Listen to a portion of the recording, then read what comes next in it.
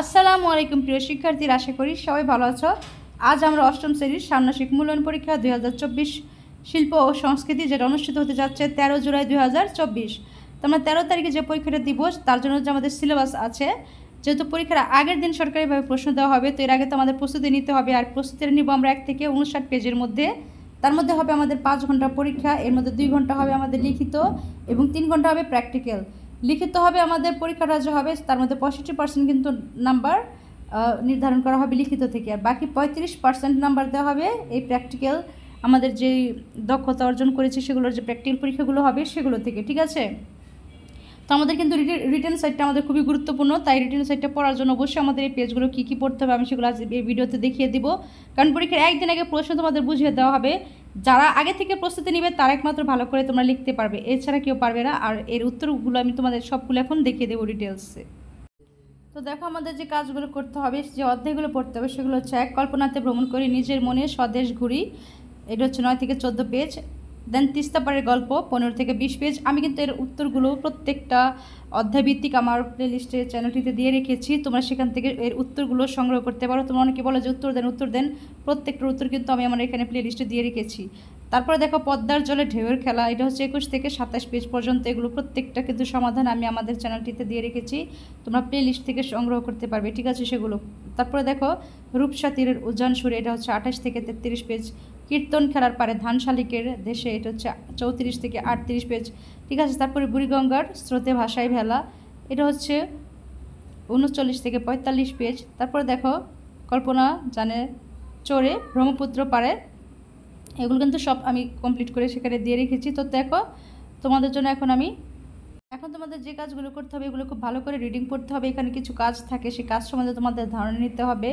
এই ধারণাগুলো নিয়ে তারপরে যে তোমাদের যেখানে আছে না সর্বশেষে যে থাকে আমাদের এই অধ্যায়ে আমরা যা করব, হ্যাঁ যেভাবে বলে যে কাজগুলো আমাদের করতে হবে, তো সেই কাজগুলো তোমাদের খুব ভালো করে কমপ্লিট করতে হবে। তো দেখো তিস্তা পাড়ের গল্প, এখান থেকে আমাদের যে কাজগুলো করতে হবে, এখান থেকে আমাদের এই কাজগুলো যা করতে হবে আমি আমাদের প্লেলিস্টে দিয়ে রেখেছি উত্তরপত্রে, তোমরা সেখান থেকে সংগ্রহ করে রাখবে।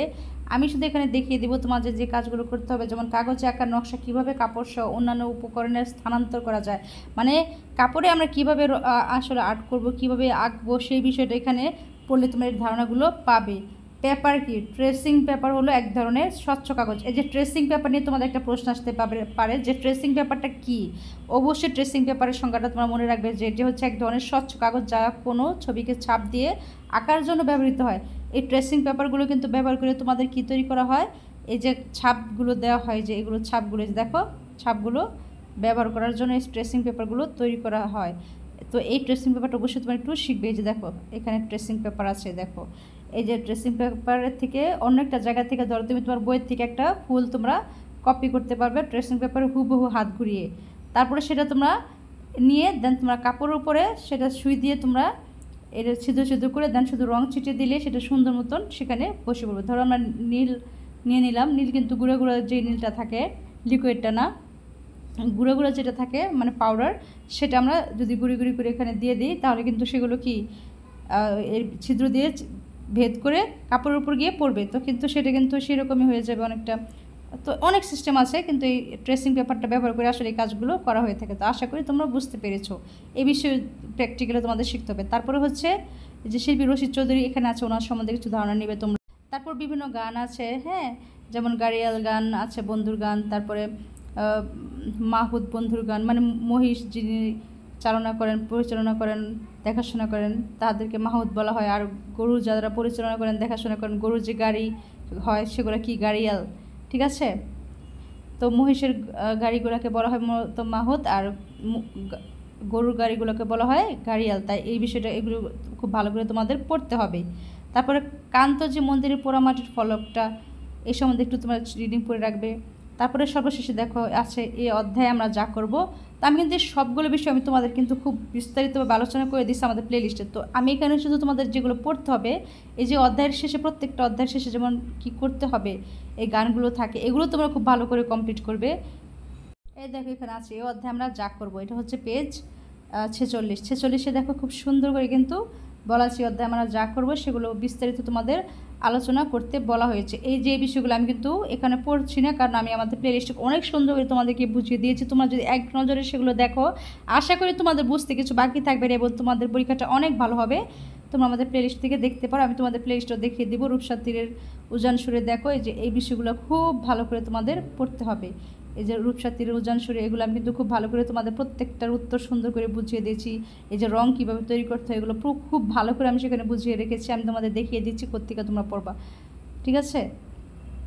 যে পর্যন্ত যেহেতু আমাদের আছে, হ্যাঁ, এই যে 59 পেজ পর্যন্ত দেখো একদম। এই যে আমরা যা করব, এই অধ্যায়ে আমরা যা করবো, এগুলো আমি খুব সুন্দর করে তোমাদেরকে সেখানে দিয়ে রেখেছি। চলো আমি দেখিয়ে দিই কোত্থেকে পড়তে হবে। তো দেখো আমি কিন্তু প্লেলিস্টে তোমাদেরকে খুব সুন্দর করে দেখিয়ে দিচ্ছি। এই যে সে প্লেলিস্টটি, এখানে কিন্তু পর্যায়ক্রমে তোমরা খুব সুন্দর করে এখান থেকে দেখে নিতে পারো। অধ্যায় ভিত্তিক দেখো তোমাদেরকে আমি দিয়ে রেখেছি, তোমরা খুব ইজিলি এখান থেকে তোমরা দেখে নিতে পারো। উত্তরগুলো প্রত্যেকটা এখানে আছে। আমাদের চ্যানেলে ঢুকলেই তোমরা এগুলো খুব ভালো করে প্রত্যেকটা সমাধান এখানে আমি সুন্দর করে তোমাদের জন্য তৈরি করে রেখেছি। তা আশা করি তোমাদের জন্য অনেক উপকারে আসবে। তো এগুলো প্রত্যেকটা উত্তর এখানে আছে, তোমরা এখান থেকে সংগ্রহ করতে পারবে। তো আমি এখানেই বিদায় নিচ্ছি। সবাইকে শুভকামনা রইল, অনেক অনেক ভালো করে পড়ার জন্য সবাইকে অনুরোধ রইল। অবশ্যই তোমরা ভালো করে পড়ো, যেন তোমাদের নতুন কারিকুলামে তোমরা সবাই সফল হতে পারো, দোয়া রইল। সেই সাথে আমি আজকের চ্যানেলটি তোমাদেরকে কীভাবে কী করতে হবে সেগুলো দেখিয়ে দিলাম, চ্যানেলটিতে যেন তোমাদের সুবিধা হয়।